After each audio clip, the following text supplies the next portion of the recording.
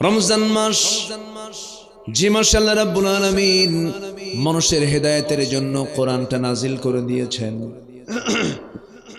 এবং ওই কোরআনে আরেকটা নাম দিয়েছেন যা হলো সত্য মিথ্যার পার্থক্য সৃষ্টিকারী, যার নাম হলো ফুরকান। ওয়াবাইয়িনাতিম মিনাল হুদা ওয়াল ফুরকান। ফুরকান মানে হচ্ছে সত্য এবং মিথ্যার পার্থক্য সৃষ্টি হয় যা দিয়ে, এটাই হলো ফুরকান। এই কিতাবের আরেকটা নাম কি বলেন তো? ফুরকান। কোরআন ফুরকান। ফুরকান নামে আল্লাহ পাক একটা সূরাও দিয়েছেন। আল্লাহ রাব্বুল আলামিন বলেন, তাবারাকাল্লাযী নাযালাল ফুরকানা আলা আবদিহি লিয়াকুনা লিল আলামিনা নাযীরা। অতীব বরকতময় সেই মহান প্রভু যিনি তার বান্দার উপরে ফুরকান নাজিল করেছেন, যেন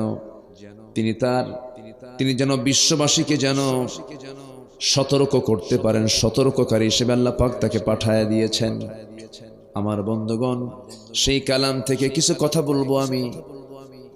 সেই কালাম থেকে একটা সাবজেক্টকে নিয়ে আমি কথা বলবো, সেটা হলো আল্লাহ রাব্বুল আলামিন বান্দাকে এই রমজান মাসে শুধু একটা গুণের অধিকারী হতে বলেছেন। আল্লাহ বলছেন, বান্দা এই গুণটা যদি তোমার অর্জন হয়ে যায়, জান্নাতের দরজায় তোমাকে এই গুণ পৌঁছায়া দেবে। যেরকম সুবহানাল্লাহ।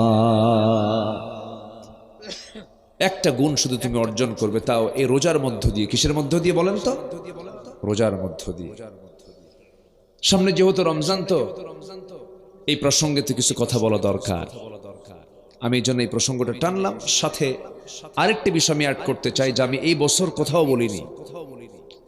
আমি কিছু নোট করে আমি সাজিয়ে নিয়েছি। 27 থেকে 28 শ্রেণীর মানুষ জান্নাতের গন্ধ পাবে না। যেরকম নাউযুবিল্লাহ। এই 27-28 শ্রেণী কারা কারা আমি একটা লাইনে বলবো। যদি আমার সঙ্গে মিলে যায় তাহলে বিপদ, আর যদি না মিলে তাহলে নিরাপদ। তাহলে কি বলেন? নিরাপদ। আমরা অঙ্কটা মিলাই নেব না ইনশাআল্লাহ? জোরে বলি ইনশাআল্লাহ। আর রমজান মাসে আমরা কয়টা গুণ অর্জন করব বলেন? আল্লাহ কয়টা গুণ দেখতে চান? একটা। এটা লকব নিয়ে শুধু যেতে হবে আমাকে। ওই লকব যদি আমার যথাযথ হয়ে যায়, ওই একটা লকব নিয়েই আমি জান্নাতে চলে যাব। সে লকবটা হলো, আমি আয়াতটা বলে ফেলেছি।